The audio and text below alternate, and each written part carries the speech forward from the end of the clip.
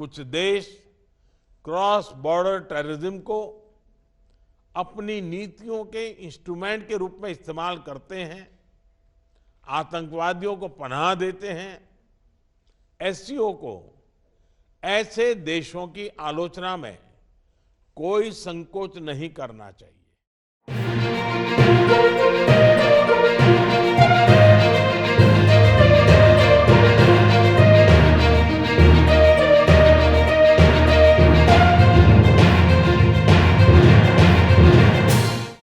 आतंकवाद क्षेत्रीय एवं वैश्विक शांति के लिए प्रमुख खतरा बना हुआ है। हम चुनौती से निपटने के लिए निर्णायक कार्रवाई आवश्यक है।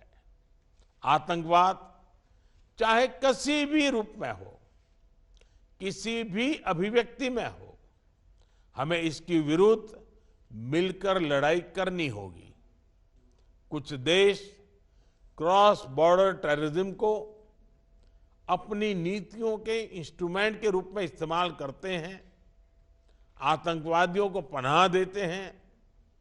एससीओ को ऐसे देशों की आलोचना में कोई संकोच नहीं करना चाहिए। ऐसे गंभीर विषय पर दोहरे मापदंड के लिए कोई स्थान नहीं होना चाहिए। टेरर फाइनेंसिंग से निपटने के लिए हमें भी आपसी सहयोग बढ़ाना चाहिए। इसमें एससीओ के रेड्स मैकेनिज्म की महत्वपूर्ण भूमिका रही है। हमारे देशों के युवाओं के बीच रेडिकलाइजेशन के फैलावे को रोकने के लिए भी हमें और सक्रिय रूप से कदम उठाने चाहिए। रेडिकलाइजेशन के विषय में आज जारी की जा रही ज्वाइंट स्टेटमेंट हमारी साझा प्रतिबद्धता का प्रतीक है। भारत के हजारों वर्ष पुराने सांस्कृतिक और पीपल टू पीपल संबंध हमारी साझा विरासत का जीवंत प्रमाण है। हम इस क्षेत्र को एक्सटेंडेड नेबरहुड ही नहीं, एक्सटेंडेड फैमिली की तरह देखते हैं। एक्सेलेंसीज, एससीओ के अध्यक्ष के रूप में भारत ने हमारे बहुआयामी सहयोग को नई ऊंचाइयों तक ले जाने के लिए निरंतर प्रयास किए हैं। इन सभी प्रयासों को हमने दो मूलभूत सिद्धांतों पर आधारित किया है। पहला, वसुधैव कुटुंबकम, यानी पूरा विश्व एक परिवार है। यह सिद्धांत प्राचीन समय से हमारे सामाजिक आचरण का अभिन्न अंग रहा है और आधुनिक समय में भी हमारे लिए एक नई प्रेरणा और ऊर्जा का स्रोत है। और दूसरा, सिक्योर यानी security, economic development, connectivity, unity, respect for sovereignty and and territorial integrity and environmental protection, यह हमारी अध्यक्षता का थीम और हमारे एससीओ के विजन का प्रतिबिंब है। भारत ने इस दृष्टिकोण के साथ एससीओ में सहयोग के 5 नए स्तंभ बनाए हैं। Startups and innovation, traditional medicine, youth empowerment, digital inclusion तथा shared Buddhist heritage. Excellencies, Bharat ने एससीओ की अपनी अध्यक्षता के अंतर्गत 140 से अधिक कार्यक्रमों और सम्मेलनों और बैठकों की मेजबानी की। हमने एससीओ के सभी ऑब्जर्वर्स और डायलॉग पार्टनर्स को 14 विभिन्न कार्यक्रमों में शामिल किया है। एससीओ की 14 मंत्री स्तर की बैठकों में हमने मिलकर कई महत्वपूर्ण दस्तावेज तैयार किए हैं। इनसे हम अपने सहयोग में नए और आधुनिक आयाम जोड़ रहे हैं, जैसे ऊर्जा क्षेत्र में इमर्जिंग फ्यूल्स पर सहयोग, ट्रांसपोर्ट के क्षेत्र में डीकार्बनाइजेशन और डिजिटल ट्रांसफॉर्मेशन में सहयोग, डिजिटल पब्लिक इंफ्रास्ट्रक्चर के क्षेत्र में सहयोग। भारत का प्रयास रहा है कि एससीओ में सहयोग केवल सरकारों तक सीमित न रहे, लोगों के बीच संपर्क और गहरा करने के लिए भारत की अध्यक्षता में नई पहलें ली गई हैं।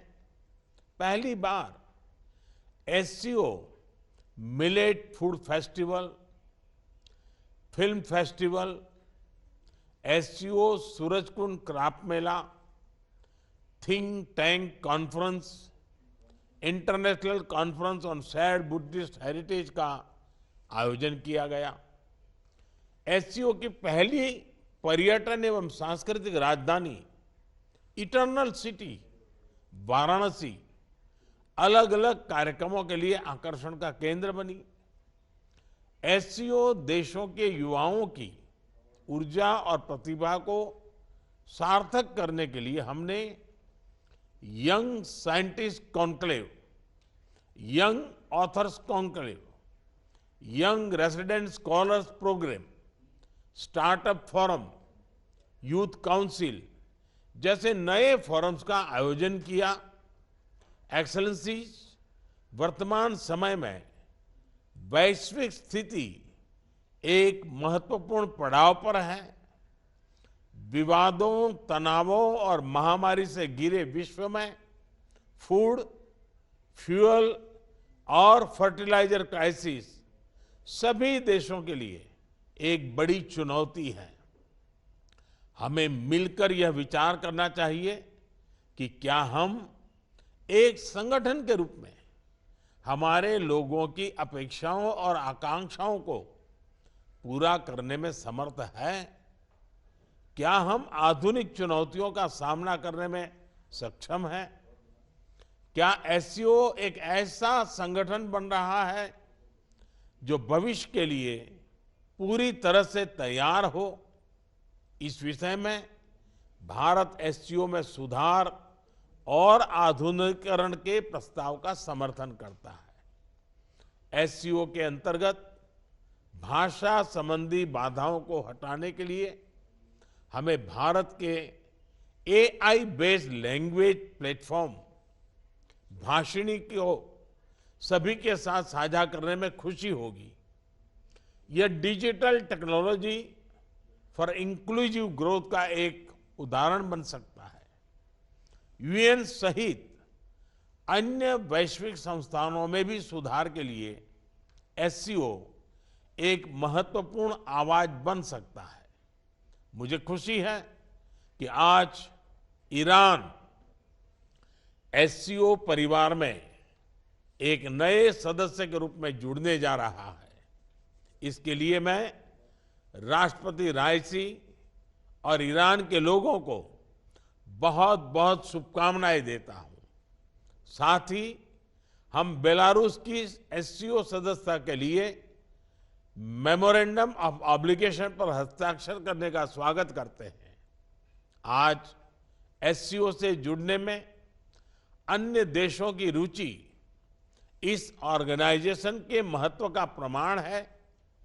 इस प्रक्रिया में यह आवश्यक है कि एससीओ का मूल फोकस मध्य एशियाई देशों के हितों और आकांक्षाओं पर केंद्रित रहे।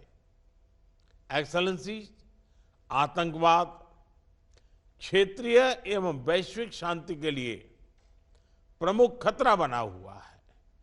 हम चुनौती से निपटने के लिए निर्णायक कार्रवाई आवश्यक है।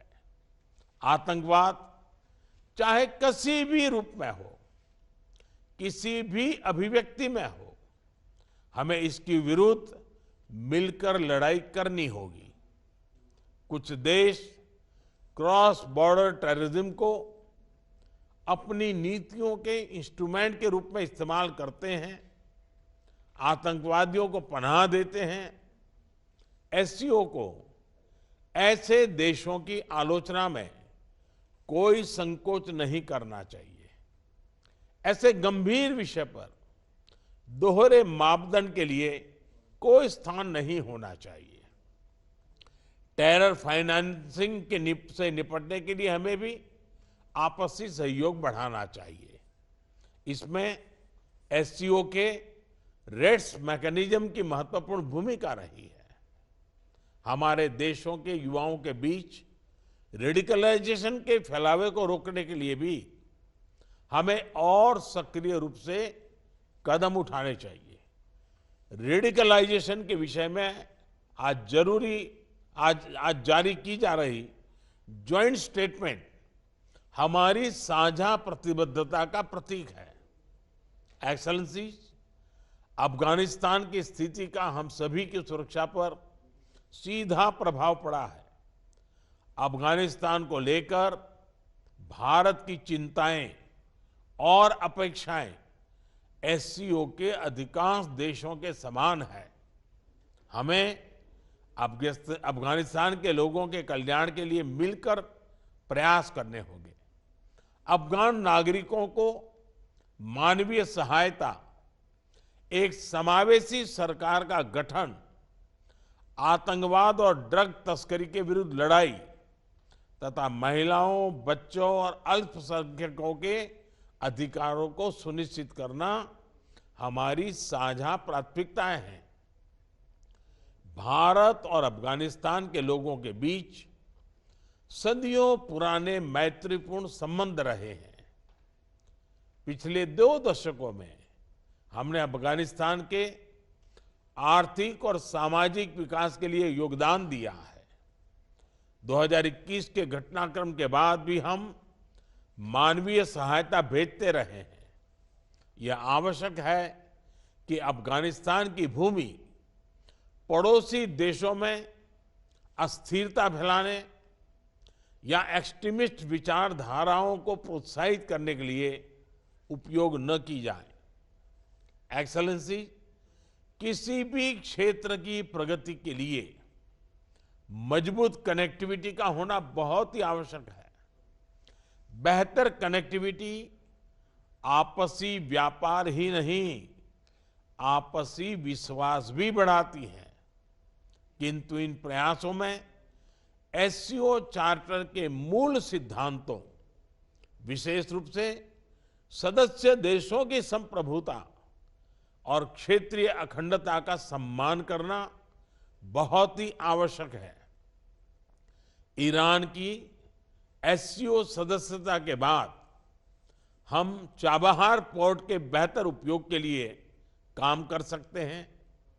मध्य एशिया के लैंडलॉक्ड देशों के लिए international north south transport corridor Indian ocean तक पहुंचने का एक सुरक्षित और सुगम रास्ता बन सकता है। हमें इसका पूरा पोटेंशियल रियलाइज करना चाहिए। एक्सेलेंसी, एससीओ विश्व के 40% लोगों और वैश्विक अर्थव्यवस्था के लगभग 1/3 का प्रतिनिधित्व करता है और इस कारण यह हमारी साझा जिम्मेदारी है कि हम एक दूसरे की जरूरतों और संवेदनशीलताओं को समझें, बेहतर सहयोग तथा समन्वय के माध्यम से सभी चुनौतियों का समाधान करें और हमारे लोगों के कल्याण के लिए निरंतर प्रयास करें। भारत की अध्यक्षता को सफल बनाने में आप सबसे हमें निरंतर सहयोग मिला, इसके लिए मैं आप सभी का बहुत बहुत धन्यवाद देता हूं। मैं एससीओ के अगले अध्यक्ष कजाकिस्तान के राष्ट्रपति और मेरे मित्र प्रेसिडेंट तोकायेव को पूरे भारत की ओर से बहुत बहुत शुभकामनाएं देता हूं। एससीओ की सफलता के लिए भारत सभी के साथ मिलकर सक्रिय रूप से अपना योगदान देने के लिए प्रतिबद्ध है। बहुत बहुत धन्यवाद।